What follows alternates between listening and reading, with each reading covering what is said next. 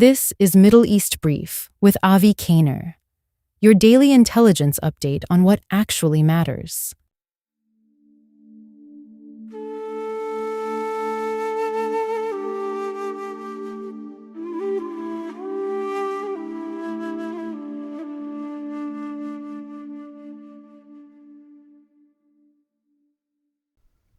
Today, I want to discuss one of the strangest reports to emerge from the war with the Iranian regime. According to reporting by the New York Times, the U.S. and Israel explored a plan to install former Iranian President Mahmoud Ahmadinejad as a transitional leader when the Islamic Republic collapsed. Yes, that Mahmoud Ahmadinejad, the Holocaust denier, the former president who became internationally notorious for his attacks on Israel, the hardliner who strongly supported Iran's nuclear program, and the man whose government violently suppressed dissent inside Iran. To describe him as an unlikely Israeli partner would be an understatement. Now, neither Israel nor the United States has publicly confirmed its details. But it reveals something extraordinary about how Israel and the United States were thinking of Iran's future. The plan began with a central assumption. If the Islamic Republic's leadership collapsed, Iran would immediately need someone from inside the country who possessed name recognition, political experience, and some ability to communicate with the existing state and security apparatus. The concern was not simply removing the regime. It was preventing Iran from descending into chaos afterward. And that distinction matters because destroying a government is one thing, but building a functioning replacement is much harder. The United States learned that lesson painfully in Iraq. When Saddam Hussein's regime fell, Washington dismantled much of the Iraqi state and disbanded the military. The resulting power vacuum contributed to insurgency, sectarian warfare, and the eventual rise of ISIS. A reported Ahmadinejad strategy appears to have pursued a different model: remove the supreme leadership, preserve enough of the Iranian state to prevent collapse, install a recognizable insider as a temporary figure, then move toward a political transition. This was reportedly compared with the American approach in Venezuela, where the existing system was largely preserved after the removal of its leader, and an insider was expected to cooperate with Washington. But why Ahmadinejad? During his presidency from 2005 to 2013, he was one of the most hostile figures Israel faced. He denied or minimized the Holocaust. He repeatedly attacked Israel's legitimacy. He backed Iran's nuclear ambitions. His government brutally confronted the Green Movement after the disputed 2009 election. For many Iranians, especially reformists, he remains a deeply despised figure. But Ahmadinejad's relationship with Iran's ruling establishment changed after he left office. He increasingly clashed with Supreme Leader Ali Khamenei and the clerical hierarchy. His allies were arrested. He was repeatedly prevented from running for president again. His movements were restricted. He began accusing Iranian leaders of corruption and presenting himself as a populist defender of ordinary citizens. In other words, he moved from being a central figure in the system to becoming a dissident within it. That may have made him useful, not admirable, but useful. Intelligence services do not always get to choose between good people and bad people. Sometimes they choose between bad options and catastrophic ones. The reported calculation may have been that Ahmadinejad had three advantages.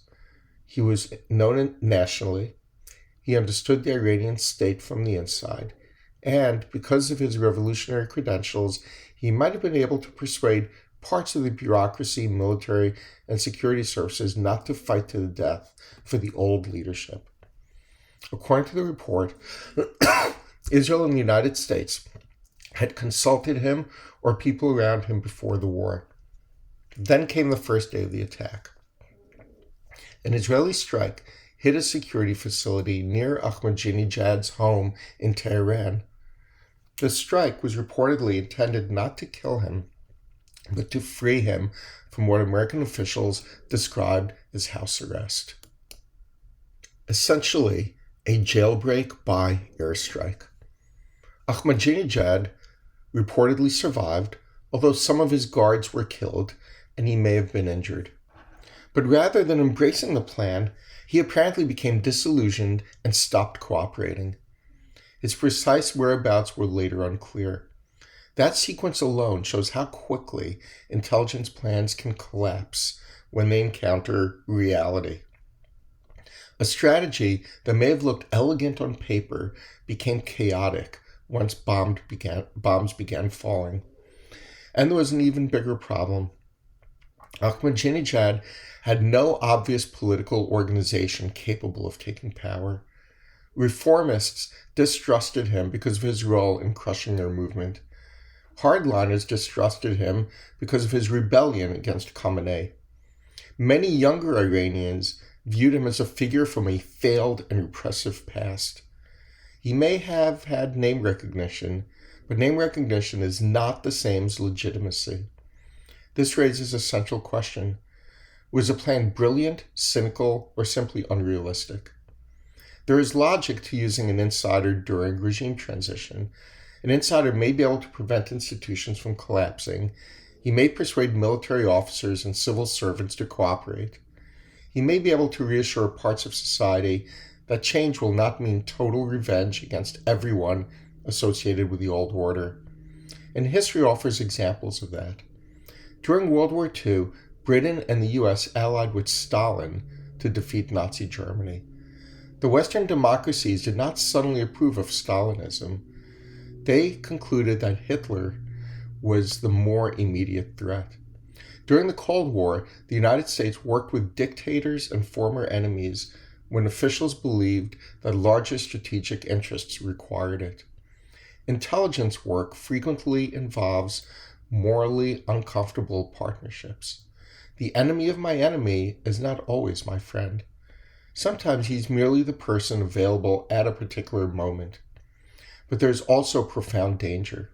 When outside powers select a country's next leader, they risk undermining that person's legitimacy before he even takes office. The people of Iran have spent decades living under authoritarian rule. They deserve the right to choose their own future. Replacing one imposed leader with another would not necessarily create freedom. And placing a former hardliner at the center of a democratic transition could alienate the very Iranians who have risked their lives demanding genuine change.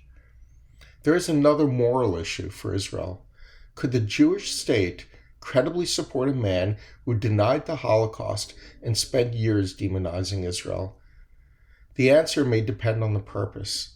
Supporting Ahmadinejad as Iran's permanent leader would be almost impossible to defend. Using him temporarily to prevent civil war, secure nuclear facilities, stabilize the state, and prepare internationally monitored elections would be a different proposition. It would still be uncomfortable, still deeply controversial, but strategically understandable. The report may also reveal that Israel and the US overestimated how close the Islamic regime was to collapse. Air power can destroy military facilities, it can eliminate leaders, it can disrupt the command systems, but it cannot manufacture a legitimate opposition movement. It cannot create political institutions overnight, and it cannot guarantee that the population will rally against the figure that outsiders have selected. Regime change is not an event, it is a process. And the day after the regime falls may be more dangerous than the day before. That may be the most important lesson of Ahmadinejad's story. Israel was right to view the Islamic Republic as an extraordinary threat. A nuclear-capable regime committed to Israel's destruction could not be ignored. But defeating a regime and replacing it are two entirely different missions. The first depends largely on military power. The second depends on legitimacy, institutions, and the will of the Iranian people. If the reported Ahmadinejad plan was real, it was an attempt to bridge that gap. An audacious attempt, perhaps a clever one, perhaps a desperate one, and perhaps one that was never as workable as its planners hoped. The strangest alliances are often born during moments of crisis. But intelligence planners must remember that today's useful insider can quickly become tomorrow's liability. The Iranian people deserve freedom from the Islamic Republic. They also deserve a future chosen by Iranians, not imposed by outsiders. The best role Israel and the US can play is to weaken the machinery of repression, prevent nuclear proliferation, protect the region, and create space for Iranians to determine what comes next. That would be a genuine transition, not simply a new face placed on an old system. This is Middle East Brief with Avi Kaner. If you want clarity, not noise, follow and share. Continue the conversation on X at Avi Kaner. Back tomorrow.